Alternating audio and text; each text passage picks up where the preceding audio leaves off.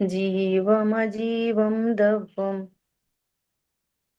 जिणवरवसहेण जीर्णनिदिष्टम् देविन्दविन्दवन्दं वन्दे तं सर्वदा शिरसा। द्रव्य संग्रह जी ग्रंथ गाथा नंबर 59 पर हम लोग स्वाध्याय कर रहे हैं गुरुदेव श्री के प्रवचन के माध्यम से।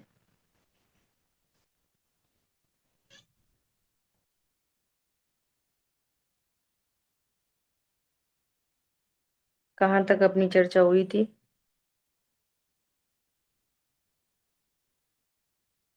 हम्म।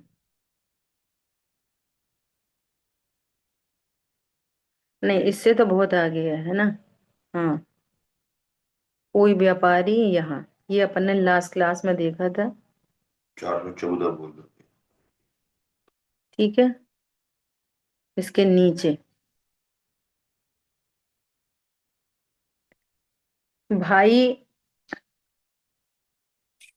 आत्मा शरीर से भिन्न है और वह रज जड़ रज कण को छूता भी नहीं है। अपना विषय क्या चल रहा है? निश्चय ध्यान का विषय चल रहा है ना। निश्चय ध्यान क्या है? तो नास्ति से आचार्य भगवान कथन कर रहे हैं, कुछ काय की चेष्टा मत करो, कुछ मत बोलो और कुछ मत सोचो। आत्मा को आत्मा में ही रहने दो, आत्मा आत्मा में ही स्थिर हो। उसका नाम निश्चय से ध्यान है। अब उस ध्यान की विधि के लिए गुरुदेव श्री इतना अर्थ कर रहे हैं। क्या कर रहे हैं? वह अस्पर्शी रंगहीन वस्तु है। शरीर तो स्पर्शवान तत्व है और उसका आत्मा में अत्यंत अभाव है। जड़ को खबर नहीं है वह कौन है। आत्मा ज्ञान करे तो दोनों तत्वों की भिन्नता भाषित हो। अपनी ये भी चर्चा हो गई थी। यदि दोनों जुदा न हो तो जड़ चेतन पदार्थ एक हो जाए। आत्मा अस्पर्शी अरस स्वभावी है। अरूपी शरीर के प्रत्येक रजकण आत्मा से भिन्न नहीं है। इस प्रकार आत्मा में अंतर स्वभाव का भरोसा करना, अपने आत्म स्वभाव का भरोसा करना, निखिल जड़ता स दिखती स प्राण चेतना अपने से अनजान, ये अधर्म है। और जो ज्ञान पर को भी जान ले, पर को पर जान ले, स्व को स्व जान ले, वो धर्म है। पर्याय में हिंसा झूठ आदि के भाव पाप हैं और दया दान आदि के भाव पुण्य हैं। उनसे रहित शुद्ध आत्मा में से अतीन्द्रिय सुख और आनंद प्रकट होना धर्म कहलाता है। यही उत्कृष्ट ध्यान है। अशुभ भाव की उत्पत्ति पाप है, शुभ भाव की उत्पत्ति पुण्य है। दोनों आश्रव हैं, दोनों बंध के कारण हैं, संसार तत्व हैं और उनसे भिन्न अपनी आत्मा का आनंद होना वो धर्म कहलाता है।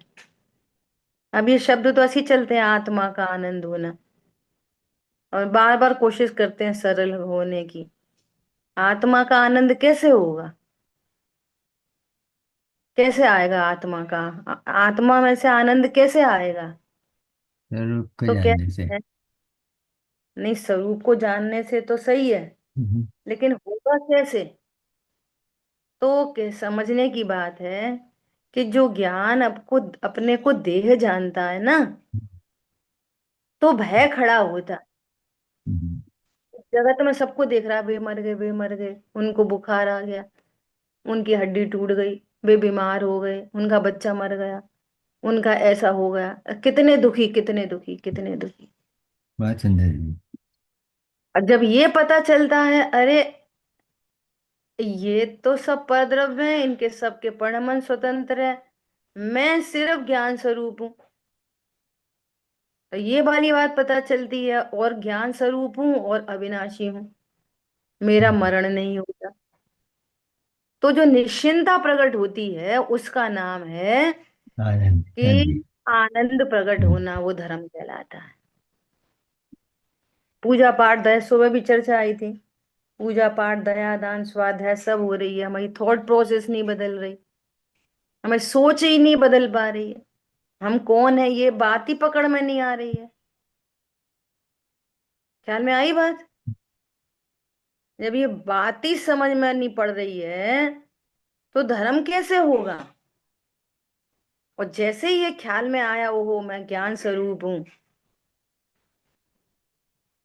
ये शरीर मैं हूं नहीं, अब तक अनेकों शरीर बदले गए, मैं नहीं बदला, मेरा कभी मरण नहीं होता, मैं सदा परिपूर्ण हूं, बाहर के परद्रव्यों से मैं कभी पूर्ण हो सकता नहीं, है ना? तो जो हम्म, निर्भरता निश्चिंतता प्रकट होती है उसका ही नाम आनंद है। इसलिए बोलते हैं सच्ची समझ का नाम धर्म है। फिर जो मोह से कषाय उत्पन्न होती थी परद्रव्य का, मैं इष्ट अनिष्ट की कल्पना उत्पन्न होती थी, वो मिट जाती है। क्या बोला? हाँ जी। ज्ञानाभ्यास से परद्रव्यों में इष्ट अनिष्ट की कल्पना हीन हीन हीन होते होते मिट जाती है। मिट जाती है तो धर्म हो जाता है। हम्म, अब वो परद्रव्य को इष्ट अनिष्ट नहीं देखता, अब परद्रव्यों में परिणमन मात्र देखता है, ये परिणमन है परद्रव्यों का। समझ आई बात? हाँ जी। ये तो सारा परद्रव्य का परिणमन है, और इससे मुझे कोई लाभ हानि नहीं है। ऐसी सच्ची समझ होने पर कषायहीन होती चली जाती है। पारुल बहन, ख्याल में आ रही बात? हम्म, सुबह प्रश्न आया था ना कि हमें तो ऐसा लगता है, तो इसका ही नाम अभ्यास है। अभ्यास होने पर, तत्वाभ्यास होने पर धीरे धीरे वो कषायहीन होती चली जाती है, और इतनी पतली हो जाती है कि टूट जाती है। इतनी पतली हो जाती है, स्वभाव इतना मुख्य होने लग जाता है। जैसे पहले ऐसा कहते हैं ना कि क्रोध उत्पन्न हो जाता है, याद ही नहीं आती, फिर बाद में याद आती है। और अब क्या घटना घटित हो गई, अब क्या हो गया कि कषाय के काल में याद आने रहने लगी। जिसको सुबह अपन चर्चा कर रहे थे कि दो धाराएं चलती हैं एक साथ, पहले कषाय होने के बहुत बाद में याद आती है, अरे छोड़ो बेकार में हुई ये वो ऐसा करके। ख्याल में आई बात? और अब साथ साथ चलती है, कषाय के साथ ही चल रही है।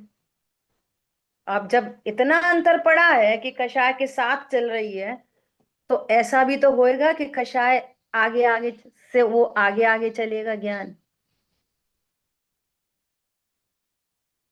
कोई दिन ऐसा आएगा कि नहीं, आ जब इतना चेंज आया तो फिर वो चेंज भी होएगा।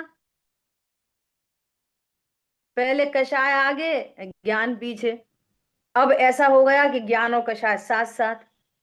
तो अब एक समय ऐसा आएगा कि ज्ञान आगे कषाय पीछे। तो किसका फल है ये बारंबार ये अभ्यास का फल। वो ज्ञान मुख्य होता गया, शुद्धात्मा मुख्य होती गई। अरे मैं परिपूर्ण हूं, ये परद्रव्य का परिणमन है, मेरे लिए अच्छा बुरा नहीं है। तो ऐसे ऐसे रिलैक्सेशन बढ़ता चला जाता है। इसी का नाम है आत्म स्थिरता। आत्मलीनता बढ़ने लग गई। समझ आई बात? और हो गया उत्कृष्ट ध्यान। हर समय ध्यान है, हर समय ध्यान है, मैं आत्मा हूं, हर समय ध्यान है। ज्ञान आगे कषाय पीछे, युद्ध का मैदान है और ज्ञान आगे है। 96,000 के भोग हैं और ज्ञान आगे है, हर समय ध्यान है।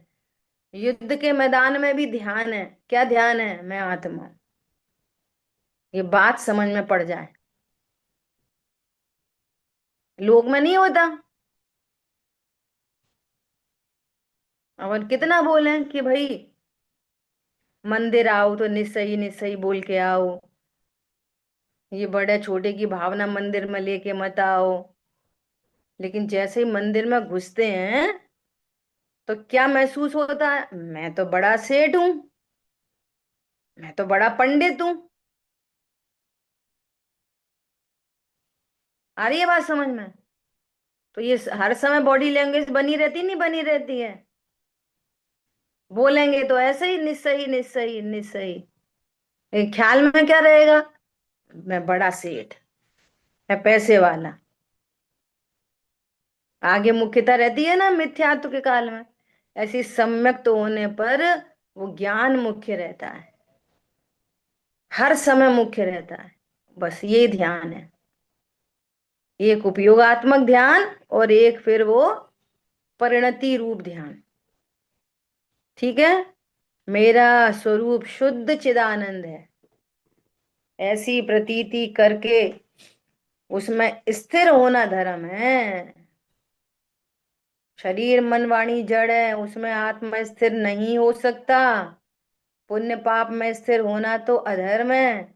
भाई ऐसे मार्ग को जाने बिना, पहले जाने तो सही ये स्थिति है, अंदर में परिणमन नहीं हो सकता।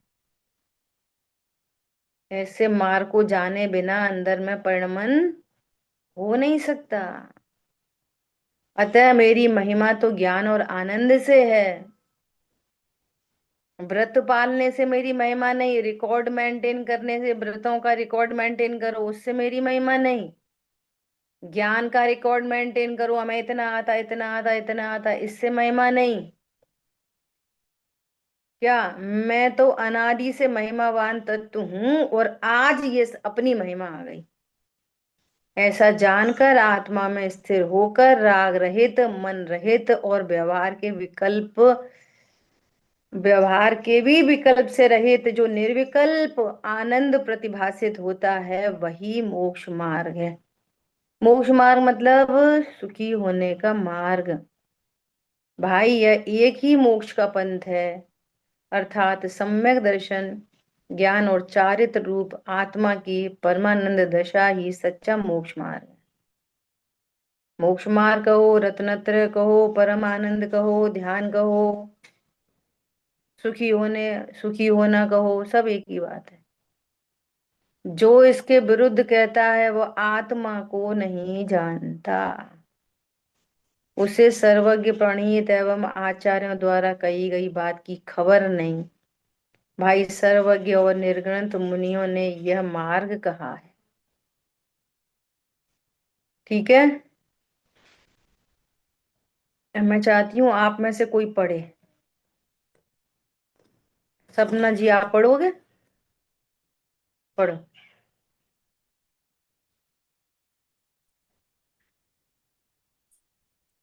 शुद्ध चिदानंद आत्मा की प्रतीति, ज्ञान और रमणता द्वारा जो आनंद प्रकट होता है वह मोक्ष रूपी परम आनंद का कारण है। उसका आंशिक रूप से अनुभव होना भी धर्म है। कदाचित कोई सच्ची बात सुनने गया, परंतु अंतर्दृष्टि पूर्वक स्वयं अपने में धर्म प्रकट नहीं किया, तो इसमें निमित्त क्या कर सकता है? भाई अनंत बार संवत्सर में भगवान के पास गया, परंतु सर्वज्ञ ने जो कहा है उसे नहीं समझा, अतः उसे भगवान मिलने पर भी नहीं मिले। जो कितनी बड़ी बात है, कैसे महान आश्चर्य की बात है कि हम जैन कुल में जन्मे और जैन कुल में जन्मने पर भी सच्चे वीतरागी देवशाह गुरु मिल गए, कदाचित सुनने पढ़ने मिल गया। और हाँ हाँ ठीक है, हम पूजा करते हैं।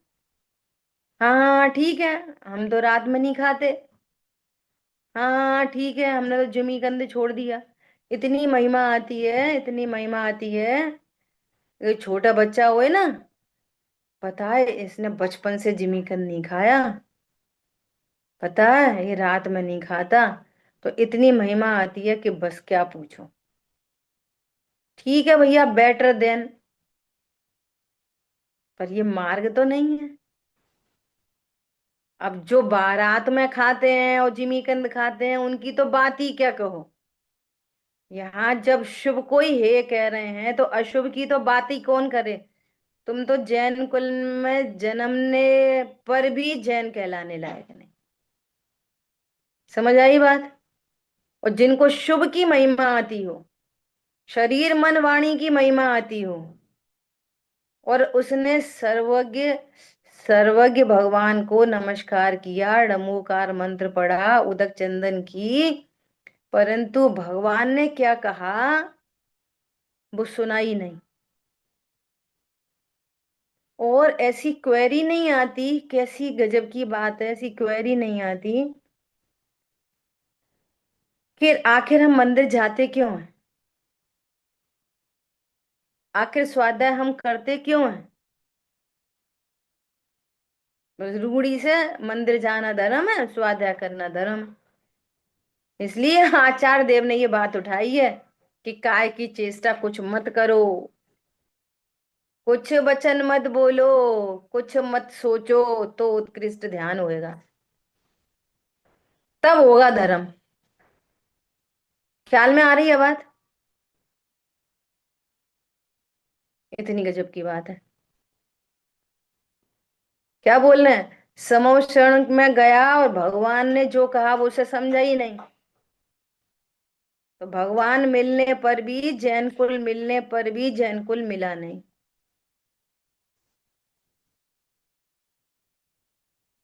क्या हुआ यहाँ पर? सोसाइटी में यहाँ एक म्यूजिक टीचर आए है ना, अपने को तो वही वही चीजें दिखाई देती हैं, कहीं किसी से मिलो तो अपन को तो अपनी चीजें दिखती हैं। तो सिखा रहे थे, वो वाला भजन सिखा रहे थे, हे राम सारे जग में तेरी शान। ठीक है, फिर क्या गा रहे? तू ही बनाए, तू ही भी संवारे, तू ही बिगाड़े, तू ही सुधारे। ऐसा वो गा रहे। तो मेरे को पैरेलली वहीं पर क्या याद आया कि अपना क्या, परिणमते हैं सब द्रव्य न्यारे, कौन बिगाड़े कौन सुधारे, परिणमते हैं सब द्रव्य न्यारे, मिला जिन वाणी से ज्ञान। गुरुदेव के लिए लिखा था ना ये भजन, राजन पंडित साहब ने लिखा शायद से। गुरुदेव महान, गुरुदेव ने क्या बताया? ज्ञायक महान, कौन बिगाड़े कौन सुधारे। तो कितना अंतर है जमीन आसमान का। आप सोच सकते हो कि हम कहाँ जन्म गए हैं? सोच सकते हो कहाँ जन्म गए हैं? इनके बड़े बड़े इंजीनियर साइंटिस्ट से पूछो, ये जो गा रहे हैं कि तू ही बन बिगाड़े तू ही सुधारे, तो मुझे ऐसा विचार आ रहा कि कल मिलेंगे तो चर्चा करेंगे। फिर किसी की योग्यता होती है सुनने की तो विकल्प तेज हो जाता है, नहीं तो छोड़ो, किन किन को समझाएंगे। अरे भगवान ही अगर बिगाड़ता है, भगवान चोरी कराता है, भगवान लूट करवाता है, भगवान झूठ बुलवाता है, तो पकड़ा कौन जाए? भगवान ही पकड़ा जाए ना फिर। हमको सजा क्यों मिली चोरी की? भगवान को मिले जो चोरी करा रहे, भाई बिगाड़ते हैं भाई सुधारते हैं। तो जब वे सुधारने वाले हैं तो वे बिगाड़ते क्यों हैं? अब इतना common sense other than Jain है, उनको इतना कॉमन सेंस डेवलप नहीं होता, विचार नहीं आता। अब आप सोचो हम कहाँ जन्म गए। अगर हमारे घर का बच्चा पाठशाला जाता है तो वो 5 साल का बच्चा स्वीकार नहीं करेगा कि भगवान करता है। शर्त क्या है? पाठशाला जाता है तो। समझ में आ रही है बात? कहाँ और ऐसी उत्कृष्टतम जगह जन्मने के बाद हमने कुछ कीमत नहीं की अपनी खुद की। जो भव इस भव के छेद के लिए था, वो भव भव बढ़ा संत की संतति को बढ़ाने में ही लगा दिया। और जो जितने ऊंचे से गिरता है ना वो उतने नीचे मरता है वो। दीदी वो लाइनें रिपीट करें, अच्छी हम नोट करना चाहते हैं। कौन सी? अपने भजन की? वो जो स्वयं स्वयं परिणमे, हाँ, कौन शांति बिगाड़े भाई, कौन। रिकॉर्डिंग सुन लेना, सब है उसमें। अच्छा ठीक। अच्छा। कौन बिगाड़े कौन सुधारे, परिणमते हैं सब द्रव्य न्यारे। मिला जिन वाणी से ज्ञान, ज्ञायक महान। वो गुरुदेव के लिए लिखा है, गुरुदेव महान। गुरुदेव से ये ज्ञान मिला तो गुरुदेव की भक्ति में ये भजन बनाया है। पंडित साहब की कितनी रचनाएं हैं। तीन भुवन के स्वामी मेरे, आया सुखद सवेरा। आनंद उर न समाए, प्रभु बर दर्शन पाया तेरा। उनकी एक उसमें है, कण कण है स्वाधीन जगत का, तुमने प्रभु बतलाया। निज पर के करतापन का भ्रम, जिनवर दूर भगाया। समझ दीदी आई बात ये उसके आपके रिकॉर्डिंग है ये, हाँ, हमारे पास। वहां से सुन लेना। वीतराग सर्वज्ञ प्रभो, सबसे पहला पैराग्राफ है उसका। वीतराग सर्वज्ञ प्रभो हम, सुनी नहीं जिन वाणी। करता धरता तुमको माना, कर बैठा नादानी। तुम हो साक्षी भूत जगत के, दूर हुआ भ्रम मेरा। आनंद उर न समाए, प्रभु वर दर्शन पाया। ये जैन शासन है। हम नादानी करते थे, हमने आपको करता धरता माना, हमारा भ्रम दूर हुआ। आपने बताया कण कण स्वाधीन है जगत का। ख्याल में आई बात? कहाँ से आई ये सारी बातें? समव शरण में गया, भगवान मिल गए और उनकी बात नहीं सुनी। अरे अब समव शरण नहीं मिला तो ये समव शरण समान जिनवाणी माँ मिल गई, नित्य बोधिनी माँ जिनवाणी। समव शरण में तो 3 बार दिव्य ध्वनि खिरे, और कोई स्पेशल पर्सन जाए तो फिर और खिर जाए, परंतु जिनवाणी माँ तो 24 घंटे। 24 घंटे।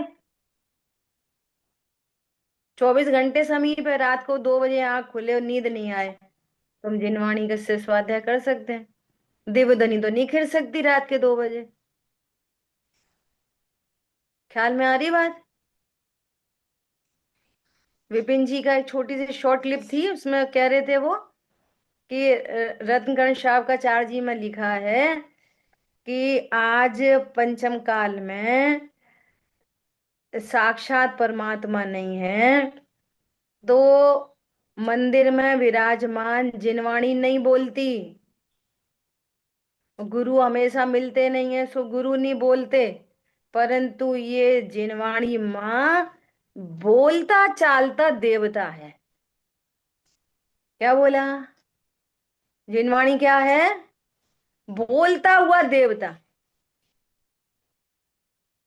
बोलो। खोला ग्रंथ दिखा भगवान, चप्पे चप्पे पे लिखा है तू परमात्मा है, पर हमें ये नहीं सुनना।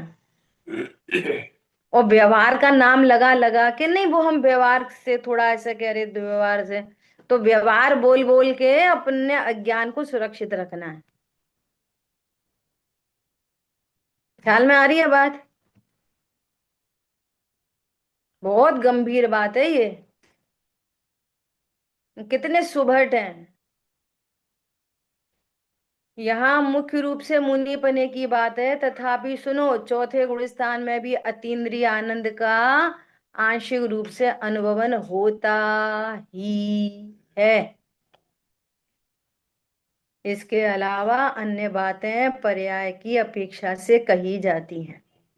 पढ़िए आगे, सपना जी पढ़िए। आत्मा शुद्ध चिदानंद है और विकार से निर्लिप्त है। ऐसे स्वभाव की प्रतीति, ज्ञान और रमणता को धर्म कहते हैं। यही शुद्ध आत्मा का स्वरूप है तथा जो दया दान आदि की वृत्ति उठती है वह विकार है, आत्मा का मूल स्वरूप नहीं है। अखंड आत्मा की पर्याय में जो ज्ञान दर्शन चारित्र रूप मोक्ष मार्ग होता है वह पर्याय दृष्टि से मोक्ष मार्ग का स्वरूप है, क्योंकि उस ज्ञान और आनंद द्वारा परमात्मा बनते हैं। देखो कितना क्लियर। पूछो धर्म किससे कहते हैं? बोलो, ये है धर्म। क्या धर्म है? कि आत्मा अभी के अभी आत्मा शुद्ध चिदानंद है और विकार से विकार है, हाँ है, स्वीकार है। राग द्वेष उत्पन्न होते हैं परिणति में, लड़ाई झगड़े खाने पीने के भाव, हाँ होते हैं, परंतु शुद्ध आत्मा उससे निर्लिप्त है। इतनी स्वीकृति का नाम धर्म है। सुनिए धर्म की यह परिभाषा।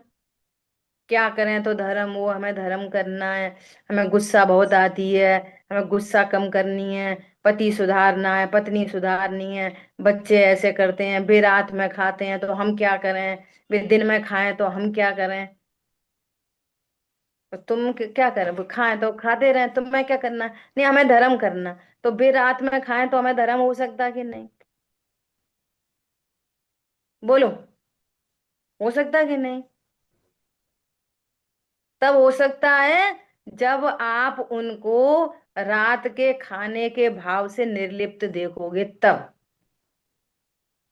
क्या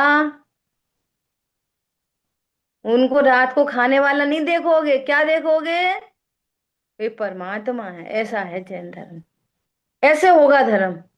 धर्म होगा मतलब, मैंने अभी थोड़ी देर पहले भी चर्चा की, धर्म होगा मतलब सुख हो जाएगा, टेंशन नहीं रहेगी। अभी अकेली पर्याय पर्याय देखते हैं ना, ध्रुव नहीं देखते तो टेंशन। रात में खाते, देखो रात में खाते, देखो दिन में खाते, देखो जिमीकन खाते, देखो छान पानी पीते, बोई बोई बोई बोई बोई दिख रहा था, टेंशन। और अब दृष्टि क्या बन गई? अरे इस काल में भगवान कह रहे हैं कि शुद्ध आत्मा विकार से निर्लिप्त है। ये तो इन विकारों से निर्लिप्त है, मैं तो इन विकारों से निर्लिप्त हूं। तो अब क्या देख रहे हैं उनको? अरे तो परमात्मा है। तो जो फालतू का क्रोध मान माया लोभ उत्पन्न हो रहे थे, वे क्या हो गए? सहजता हो गई। इस सहजता का नाम तो धर्म है। तुम्हारी परिणति में अब वो रात के खाने के भाव को देख कर भी टेंशन नहीं हो रही। यही तो चाहते थे। वो क्या चाहते थे? बहुत पूजा करके आके और टेंशन। घरों में यही चक्कर चल रहा है बहुत। हम तो मंदिर से लौट के आते हैं तब तक सो के ही नहीं उठते, और उठते से ही पहले चाय, और बिना मंदिर जाए बिस्किट। अरे भैया वे क्या कर रहे, वो उनकी जानो, तुम्हें तुम्हें धर्म करना है, सुखी होना है क्या? हाँ, तो उनको इसी दशा में परमात्मा देखो, अपने को उन्हीं दशाओं में परमात्मा देखो। क्यों? परमात्मा विकार से निर्लिप्त है। ऐसे स्वभाव की प्रतीति ज्ञान रमणता को धर्म कहते हैं। धर्म कहते हैं मतलब, फिर टेंशन नहीं हो रही ना, उसका नाम धर्म है। अपने को दुखों से बचाने का नाम धर्म है, अपने को क्लेश से बचाने का नाम धर्म है। सरल भाषा में बात की जाए तो अब क्लेश नहीं होएगा ना, आर्ट ऑफ लिविंग मिल गई, आर्ट मिल गई। समझ आ रही बात? आर्ट मिल गई। अरे तो परमात्मा, हम है, मैं परमात्मा हूं, सब परमात्मा, जीव मात्र परमात्मा है। एक इंद्री परमात्मा है, दो इंद्री परमात्मा है। तो अपने लिए क्या होगा? उनको दुख देने का भाव नहीं आएगा, और दूसरों के लिए विकार से न्यारा देखेंगे। ये है धर्म। और दुनिया वो इतने बड़ी बड़ी पूजा पाठ और नारियल चढ़ा चढ़ा के इतना ढेर लग गया द्रव्य का, है ना, इतना ढेर लग गया, परंतु थॉट प्रोसेस बदली नहीं, और घर में वही क्लेश चल रहा है। तो फिर बच्चे, लोग, अड़ोसी पड़ोसी सब क्या बोलते हैं? इनसे तो हम अच्छे मंदिर जाते हैं और झगड़ा करते हैं, स्वाध्याय करते हैं और झगड़ा करते हैं, इनसे तो हम अच्छे, हम तो कभी नहीं जाए मंदिर। आपसे ये अप्रभावना हो रही है, हम तो कभी नहीं करें स्वाध्याय, ऐसी स्वाध्याय से क्या फायदा? वो ऐसे मंदिर जाने से क्या फायदा? इतना झगड़ा करते हैं। ख्याल में आ रही है? प्रणति में अधर्म चल रहा है। और जहां ज्ञान और आनंद प्रकट हुआ, निश्चिंतता प्रकट हो गई, निर्भरता प्रकट हो गई। ऐसे ऐसे स्लोगन लिखे रहते हैं यहाँ पे। लिफ्ट में एक स्लोगन लिखा हुआ है, क्या लिखा हुआ है? Always give priority to yourself, if you dream you can do it. तो अब उसको कन्वर्ट कर दो भाषा को, अपने को प्रायोरिटी दो। बहुत सुंदर। If you dream it you can do it. बोलो। पॉजिटिव मैसेज है। अब भेद ज्ञान लगा दो इसी में। हम्म, दुनिया की पड़ी है, वो क्या कहेंगे, ये क्या कहेंगे? अरे कोई को कुछ नहीं पड़ी तुम्हारे लिए सोचने की, अपना काम करो। इसलिए इस कीमत तक मन निभाओ कि क्लेश हो, पर परिणति में जहाँ क्लेश है वहां अधर्म है, चाहे वो किसी बात का हो। पूजा पाठ में भी क्लेश हो रहा है ना, तुम जबरदस्ती खींचतान के कार्यक्रम कर रहे हो, वहां धर्म नहीं हो रहा। पंडित जी कितनी देर लगेगी विधान पूरा होने में? धर्म हो रहा है, ऐसी बात है। ठीक है, चलिए आगे। अविवक्षित एक देश शुद्ध निश्चय से मोक्ष मार्ग रूप पर्याय की बात करते हैं। वह पर्याय ध्रुव अंतर स्वभाव के ज्ञान से प्रकट होने वाली सुखमय दशा है। वह अमृत के जल से भरा हुआ सरोवर है तथा दया दान आदि के राग से रहित साधक को जो धर्म प्रकट हुआ वह परम हंस स्वरूप है। लोग लाल कपड़ा रखने वाले जिन परमहंस नामक साधुओं की बात करते हैं, यहाँ उनकी बात नहीं है। जिस प्रकार हंस पानी और दूध को भिन्न भिन्न कर देता है, उसी प्रकार भगवान आत्मा की प्रतीति से जो परम हंस रूप आनंद प्रकट हुआ, उसे खबर है कि मैं स्वभाव में से प्रकट हुआ हूँ, और जो राग आदि विकल्प उठते हैं वे मलिन हैं तथा पर में अटकने से उत्पन्न होते हैं। इस प्रकार भेद करने वाली आनंदमय दशा को परम हंस कहते हैं। कितनी बढ़िया बात कह रहे हैं।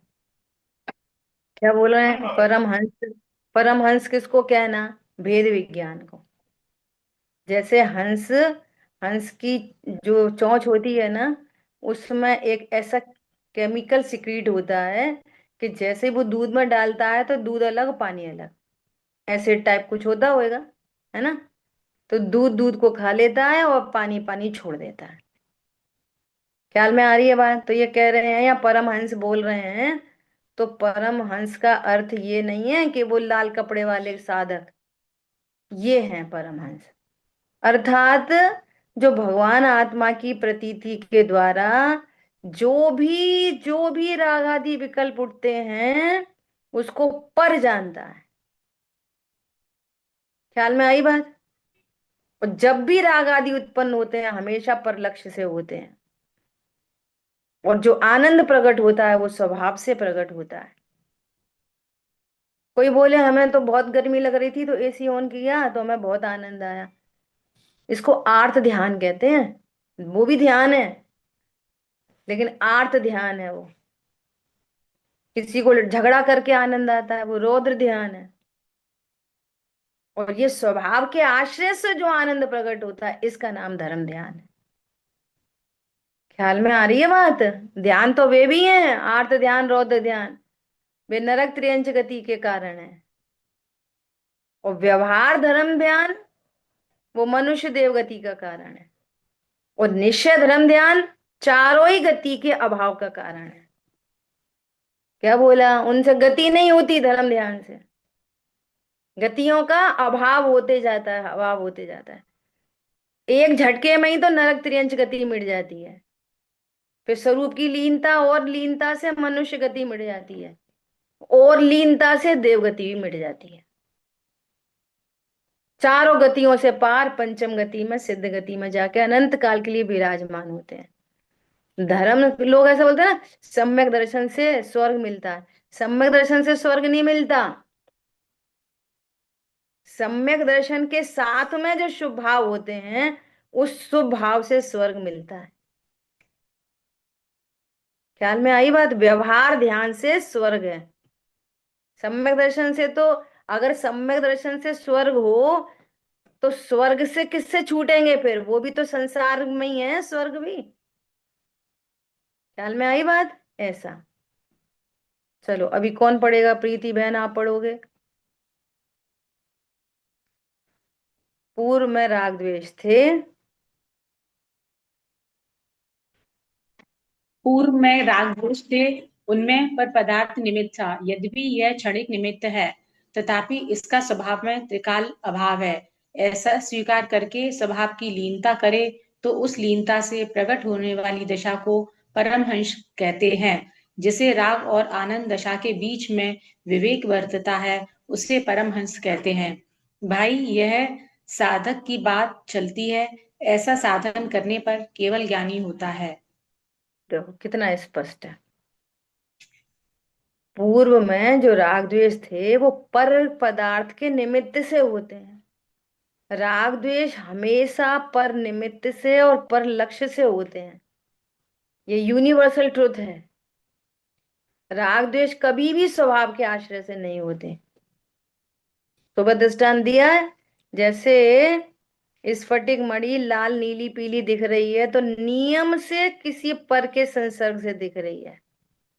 अगर पर के संसर्ग के बिना लाल दिख जाए, तो वो स्फटिक मणि लाल मणि कहलाएगी, फिर वो ट्रांसपेरेंट मणि नहीं होगी। कई बात ख्याल में? पर लक्ष्य से होते हैं, पर निमित्त से होते हैं, बट पर कराता नहीं है। ये महत्वपूर्ण बात है। हम निमित्त बोलते रहते हैं, और हाँ देखो निमित्त लिखी है ना, पर के कारण होते हैं, पर के कारण नहीं होते, पर कराता नहीं है। तो उसके लिए सीधे सीधे उदाहरण है। यदि पर पदार्थ राग कराए, तो मुनियों को भी राग करा दे पर द्रव्य। उसी कंडीशन में, उसी निमित्त में मुनि को राग नहीं होता, और निचले गुण स्थान में राग होता है। इसका मतलब जहां राग की योग्यता हो, वहां पर पदार्थ निमित्त है, और जहां ये राग की योग्यता नहीं हो, तो पर पदार्थ क्या करेगा? जैसे अभी समोषण की बात की, तुम रत्नत्र रूप नहीं परिणमित हुए, तो इतना बड़ा निमित्त, समोषण जैसा निमित्त ने कुछ नहीं किया। परिणमित हो तो निमित्त कहलाए। समझ आई बात? ऐसा। तो वही परमहंस की बात चल रही है कि जिसको परमहंस मतलब विवेक बताया ना, दूध और पानी का विवेक हंस को, तो यहाँ परमहंस मतलब जिसको राग, विकार और स्वभाव के बीच में विवेक जनरेट हो जाए, वो परमहंस है।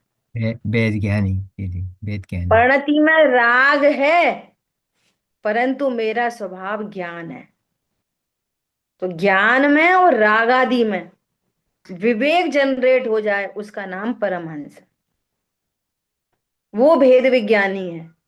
और ऐसा साधन करने वाला सिर्फ अभी अल्प सुखी नहीं होता, अनंत काल के लिए सुखी हो जाता है।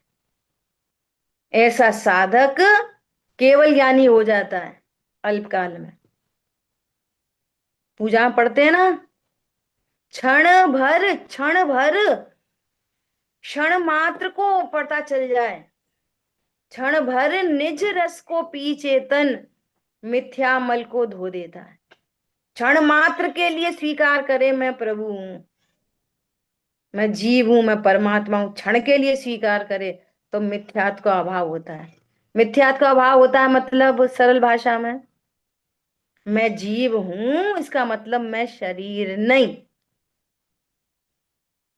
ये मिथ्या मल धुल गया।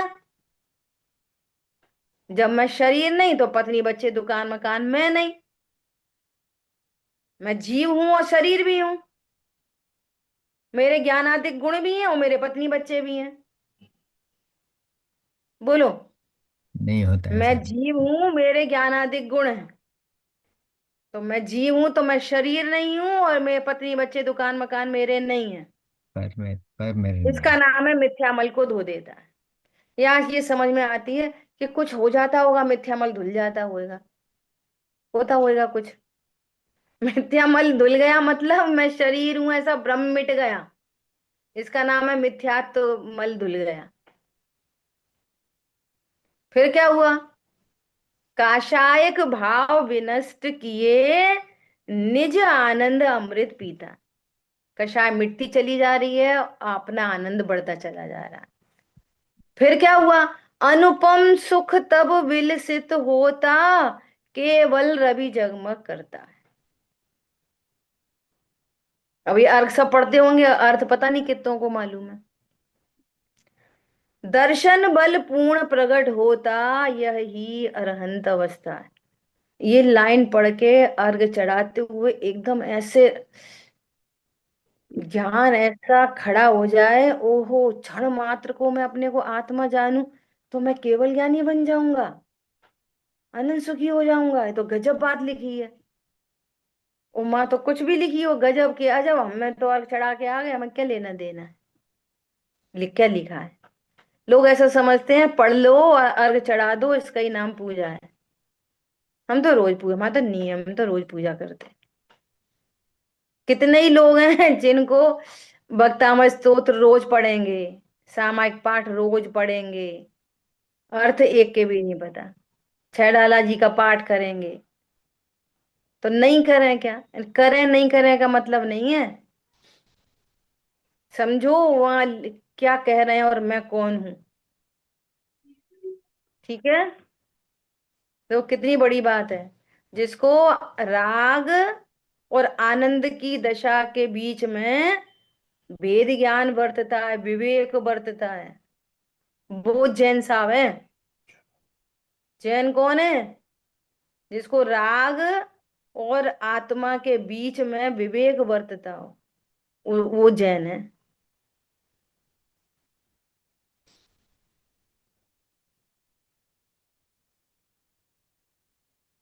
ठीक है? चलो एक पैराग्राफ और पढ़ते हैं, टाइम अपना हो रहा है। मोक्ष मार्ग कहो, सम्यक दर्शन ज्ञान चारित्र कहो, प्रत्याख्यान कहो, सभी एक ही है। परमात्म ध्यान के नामों की माला में एक देश व्यक्ति रूप शुद्ध न से यथासंभव व्याख्यान जान लेना।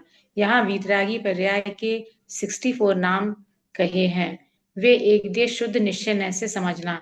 यद्यपि अरहंत दशा प्रकट नहीं हुई है, परंतु उसे साधक जीव प्रकट करना चाहता है, ऐसे साधक की यह बात चलती है। अब जितने भी नाम दिए ना गुरुदेव श्री, हर हर का नाम का अर्थ बताएंगे, जितने अभी अपन ने नाम पढ़े थे। ख्याल में आई बात? ऐसा। यहाँ पे एक बात कह रहे हैं कि प्रत्याख्यान कहो। प्रत्याख्यान मतलब त्याग। त्याग कहो, सम्यक दर्शन ज्ञान चारित्र कहो, एक ही बात है। तो यही तो हम कह रहे हैं कि हम बहुत त्याग करते हैं और आप तो कुछ भी त्याग नहीं करते। तो हम धर्मात्मा हैं क्योंकि हम त्याग करते हैं। त्याग मतलब क्या? सम्यक दर्शन ज्ञान चारित्र। त्याग मतलब अज्ञानता का त्याग। त्याग है। क्या बोला? अज्ञानता का त्याग ही त्याग है। और अज्ञानता के त्याग होने के बाद जो राग मिटता है ना, तो जब राग मिटता है तो परद्रव्य भी मिट जाता है, संयोग हट जाता है, तो कहते हैं इसने उसका त्याग किया। उपचार का कथन है, व्यवहार का कथन है। मूल में तो अज्ञान मोह राग द्वेष का त्याग मतलब त्याग है, उसका त्याग हुआ इक्वल टू रत्नत्र प्रकट हुआ। तो प्रत्याख्यान और रत्नत्र एक का अर्थवाची है। ऐसी गंभीर रहस्यों की बात है। ठीक है, शेष चर्चा अपन आगे करेंगे। जिन वाणी के ज्ञान से सूझे लोकालोक, सो वाणी मस्तक नम सदा दे तुम धो। बोलिए द्वाशांग काली माता की जय हो। जय हो। जय जय हो। जय जय जिनेन्द्र। जिनेन्द्र। Thank Jinendra you. प्रभु। जय जय जय। सुकेता जी।